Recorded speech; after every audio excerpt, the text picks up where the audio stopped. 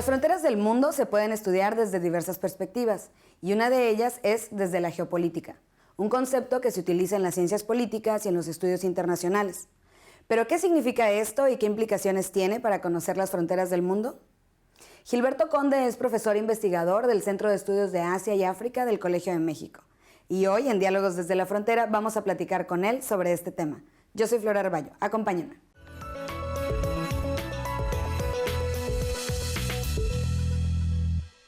Bienvenidos a una edición más de Diálogos desde la Frontera, un programa del Colegio de la Frontera Norte. Bienvenido, Gilberto, gracias por acompañarnos. Un placer estar aquí con el Colegio de la Frontera Norte y toda la audiencia.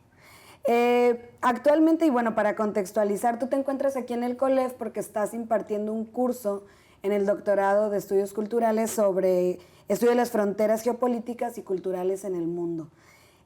¿Podrías decirnos cuál es la importancia de estudiar las fronteras geopolíticas y a qué nos referimos con esto? Sí, bueno, hay muchos tipos de fronteras, muchos tipos de límites. Las fronteras son límites y podríamos decir que aquí la frontera entre tú y yo es esta línea que pasa por esta mesa. Pero hay muchos tipos de fronteras entre tú y yo. También podemos romper muchas de esas fronteras, ir más allá de las fronteras. Pero las fronteras geopolíticas es un tipo de frontera, es un tipo muy específico de frontera. Son esas líneas, esos puntos y rayas que vemos en los mapas. Y que hay, bueno, hay fronteras terrestres, territoriales, como la mayoría, como las solemos ver, pero también hay fronteras en el mar, hay países que tienen fronteras marítimas, como entre México y Estados Unidos hay fronteras marítimas. Y luego hay fronteras espaciales, geopolíticas, porque no solamente es en la tierra y en el mar en el que se dividen los países.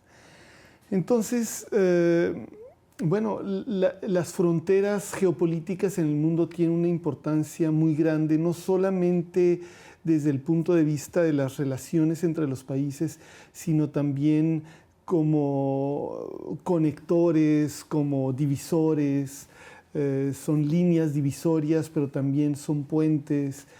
Y entender esto es necesario para poder hacer los estudios que hace el Colegio de la Frontera Norte, pero también para entender las relaciones entre los seres humanos en el mundo. Y el Colegio de la Frontera Norte tiene mucho tiempo estudiando esta frontera, la México-Estados Unidos, pero no solamente esta, ¿no? También estudia otras fronteras y es pionero en este tipo de estudios, es de las instituciones más importantes en estudiar esto, pero yo creo que es muy importante que vayamos y comparemos y veamos otras fronteras, ¿no? La frontera México-Estados Unidos es muy importante, tiene una historia, pero hay otras, ¿no? De hecho, las fronteras como las conocemos ahora se inventaron en Europa en los últimos 700 años aproximadamente. Han ido evolucionando en Europa de casi ni existir, de ser formalidades, a convertirse en cosas muy rígidas, a casi, no del todo, pero medio desaparecer en los últimos 10, 15 años. Entonces, ¿qué sucede con las fronteras del mundo? Es algo que es no solamente muy interesante, sino que es importante para entender el concepto mismo de frontera. Y en ese sentido, las fronteras en el mundo, digo, y desde los estudios que se hacen de este lado del continente, pero también las que se hacen en Europa y en tu especialidad, que es Asia y África también, ¿son más las similitudes o las diferencias que hay? Hay muchas similitudes y muchas diferencias. Digamos que las fronteras, la manera en la que se concibe la frontera de manera moderna, empezó, como decía hace rato, en Europa, hace algunos siglos, y se ha extendido al mundo. Se ha extendido, esta concepción de frontera se ha extendido al mundo. Es una concepción, como te decía, muy rígida, bueno, que en Europa fue muy rígida durante mucho tiempo y que tiene que ver con muchas otras cosas, ¿verdad? Frontera implica Estado, en el mundo moderno, implica Estado e implica nación generalmente, aunque bueno, hay muchos tipos de Estado y por lo tanto hay muchos tipos de fronteras. Pero al significar Estado y al significar nación, también significa ideología. La frontera le sirve al Estado y a quienes manejan el Estado para crear y asentar una cierta idea de nación. Y por lo tanto, la frontera delimita el quién somos como nación, como Estado, y quién no somos. Más allá de la frontera ya no somos nosotros. Exacto. Entonces, esto que luego también ha tenido sus cambios y no siempre ha sido tan rígido, etcétera, por fenómenos diversos, esto lo tenemos, se ha reproducido en el mundo. Esta idea de nación, Estado, frontera, identidad, conflictos que me ayudan a mantener a mi población unida en torno de una cierta idea que le dé solidez al poder del Estado, es una idea que se encuentra en todas partes. Sin embargo, hemos visto, por ejemplo, en este curso, que hemos visto muchas fronteras muy diversas. Tenemos fronteras que, por ejemplo, veíamos que en Brasil, la frontera amazónica entre Brasil y otros estados, ¿cómo le haces para eso que está muy delineado, muy perfectamente delineado en el mapa? ¿Cómo le haces para convertirlo en una realidad en el territorio? Vamos a hacer una pequeña pausa, Gilberto, y quiero que me sigas hablando de estos ejemplos sobre fronteras específicamente. Y ustedes no se vayan, regresamos en un momento más a Diálogos desde la Frontera.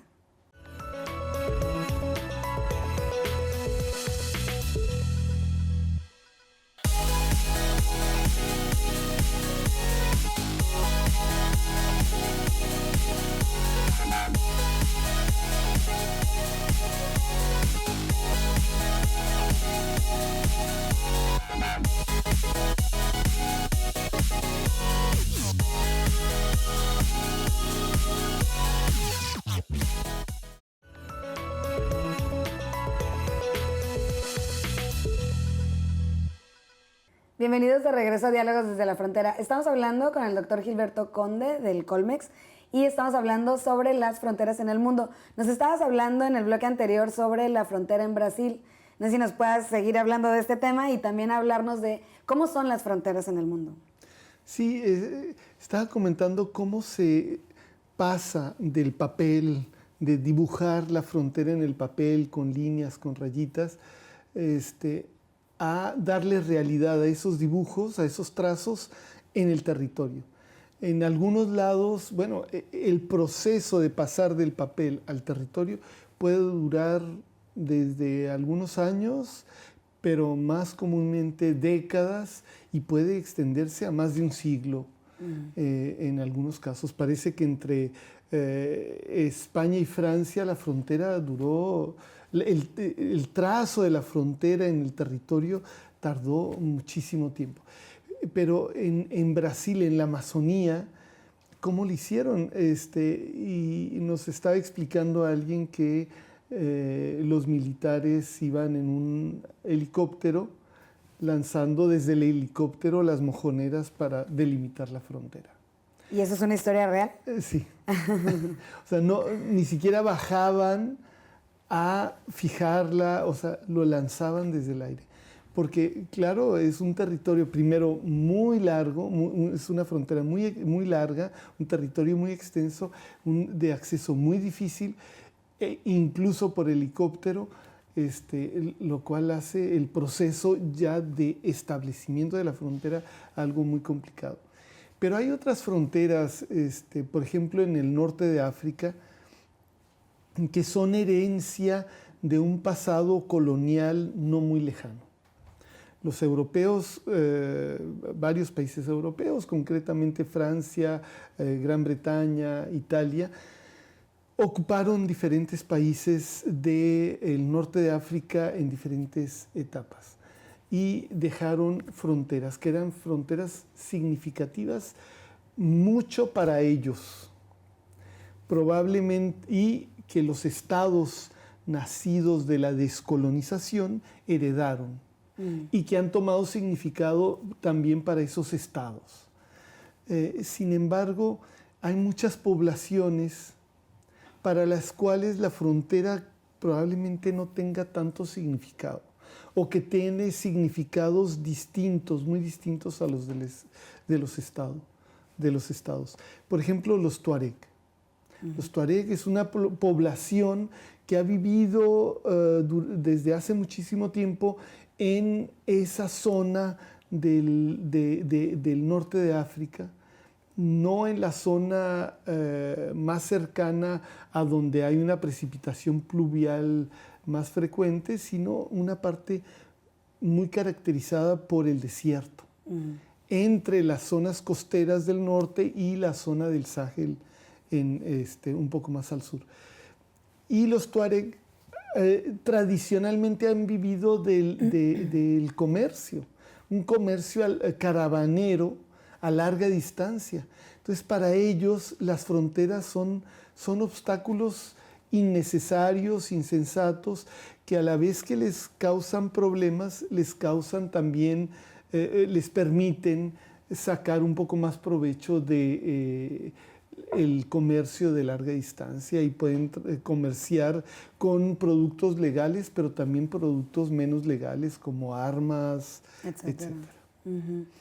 Y bueno, y hay otros casos de frontera, ¿no? En Indonesia, la nación se va creando, nos explicaba una conferencista hoy, se va creando en los años 40, un poco en la resistencia a la colonia, en el contexto de la Segunda Guerra Mundial, se va creando una nación indonesia y se va pensando cómo unificar a cientos de grupos, miles de islas. Exacto.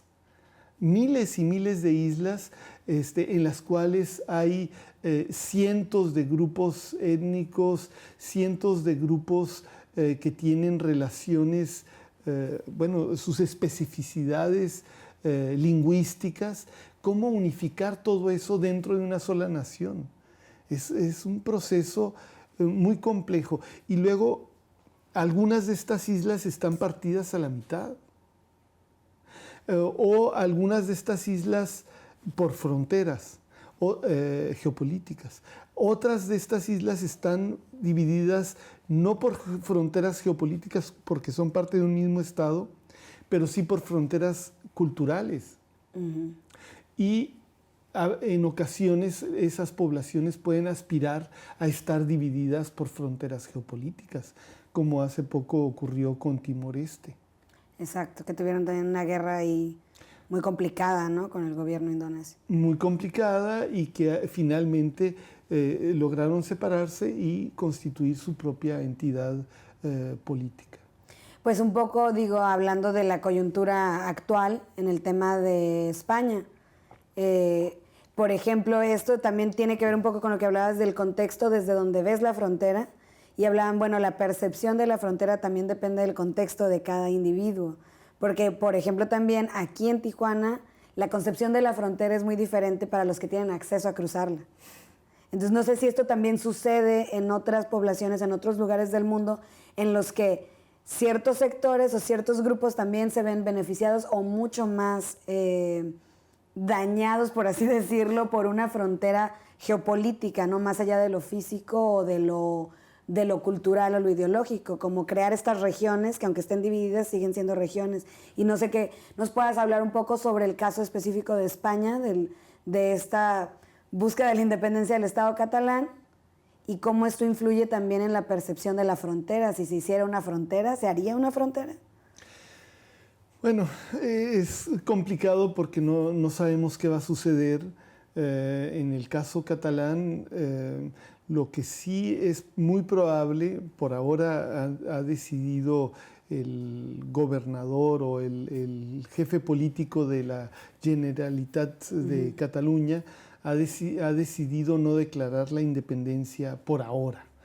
Y es complejo porque como Cataluña pertenece a un estado más amplio que es España o el Estado español, ha habido migración de población que no es originalmente catalana a Cataluña. Entonces, dentro de lo que es Cataluña, tienes esa diversidad.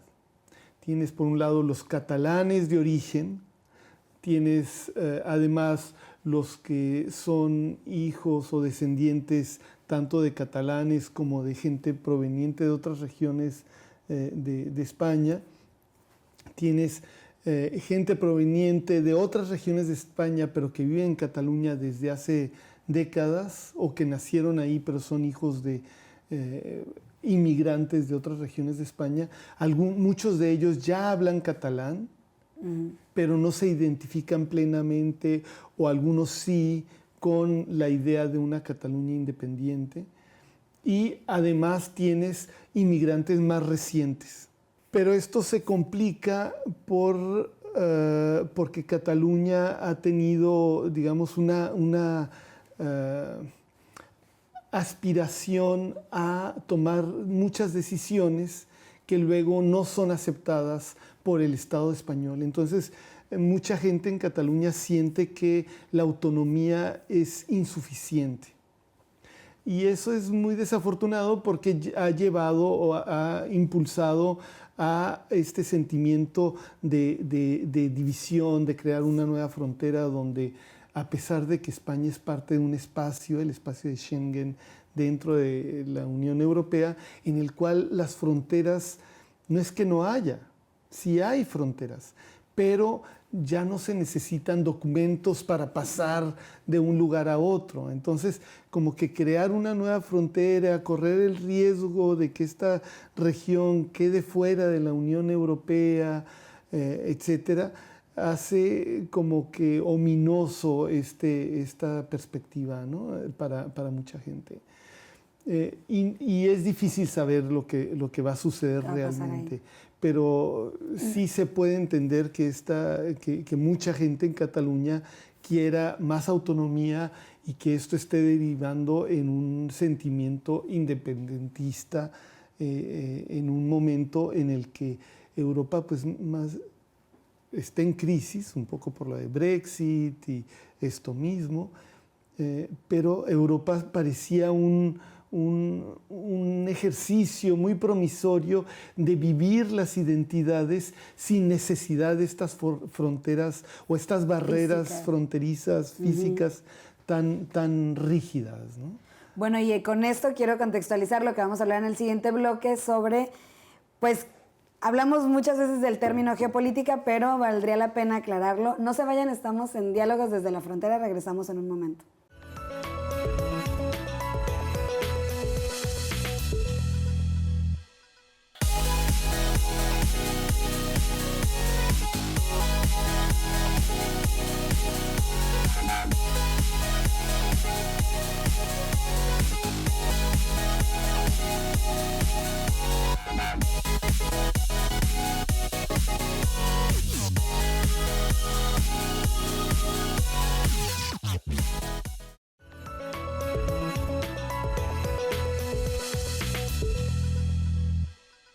Bienvenidos de regreso a Diálogos desde la Frontera.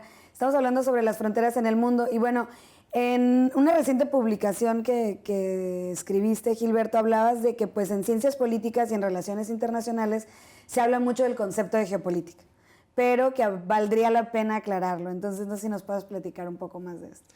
Sí, digamos que clásicamente la geopolítica se ha presentado o se ha pretendido ser el estudio científico, objetivo, imparcial de las relaciones de poder entre estados en el mundo por territorios o en relación con territorios, fronteras, etc.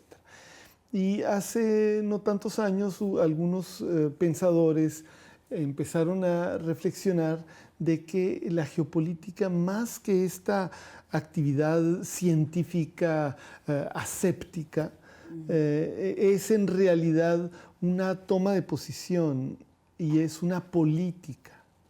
Entonces, cada estado tiene una geopolítica. Y mientras más poderoso el estado, más poderosa su geopolítica. Tenemos estados que tienen una geopolítica propiamente dicha con proyección global, mundial. Y hay estados que tienen geopolíticas regionales.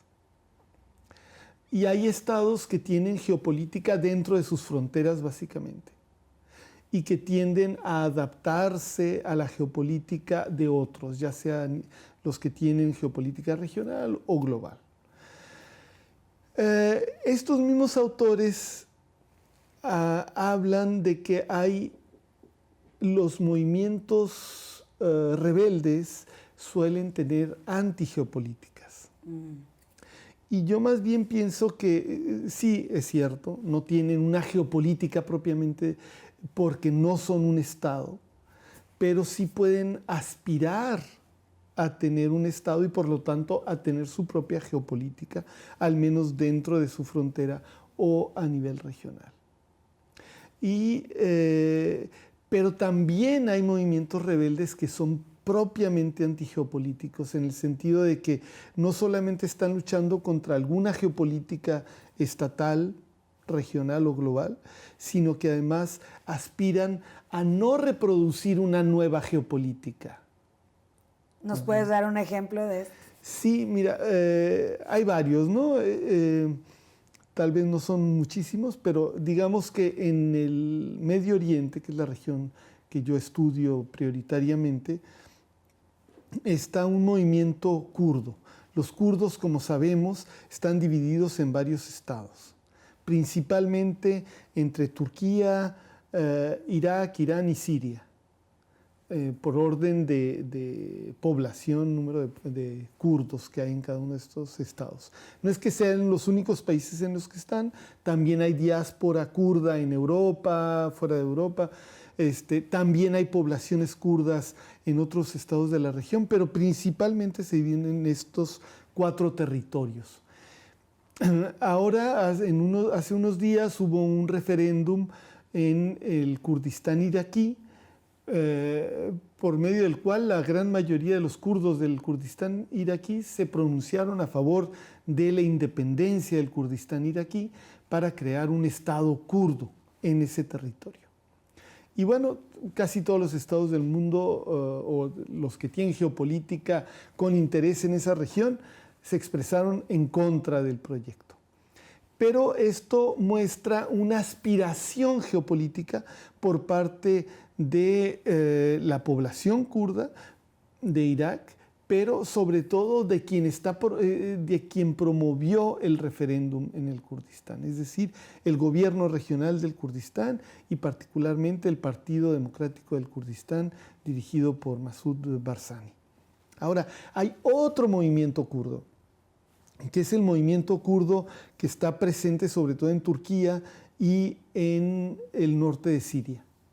Este movimiento, que tiene expresiones diversas, algunas consideradas terroristas, como el PKK en Turquía, otras que no son terroristas, que son pacíficas, que participan en elecciones en Turquía, otras en el norte de Siria que están en guerra contra Estado Islámico, apoyadas por Estados Unidos, una diversidad de fenómenos en uno solo, que es este movimiento kurdo, que a diferencia del que se expresó en el referéndum en Irak hace unos días, ellos no pretenden crear un Estado nuevo, sino que pretenden, independientemente de que sigan los estados que ya están ahí, pretenden formar una especie de confederación democrática de pueblos en la que los kurdos tengan sus estructuras autónomas de autogobierno.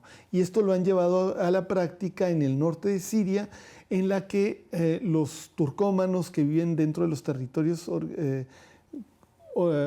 controlados por ellos, o los asirios, o los arameos, armenios, tienen sus propias árabes también tienen sus propias estructuras de autogobierno dentro de un mismo espacio o dentro de un mismo territorio, lo cual les permite una convivencia sin crear nuevos estados y por lo tanto sin crear nuevas fronteras. Bueno, sin duda es un tema que da para muchísima reflexión y pues para seguir estudiando las fronteras en el mundo. Quiero agradecerte que nos hayas acompañado el día de hoy en Diálogos desde la Frontera. Un placer estar aquí y cuando gusten, nos vuelves a visitar. Sí. Y a ustedes muchas gracias por acompañarnos. Les recuerdo visitar el sitio del COLEF, www.colef.mx. Yo soy Flor Arballo y nos vemos en la próxima.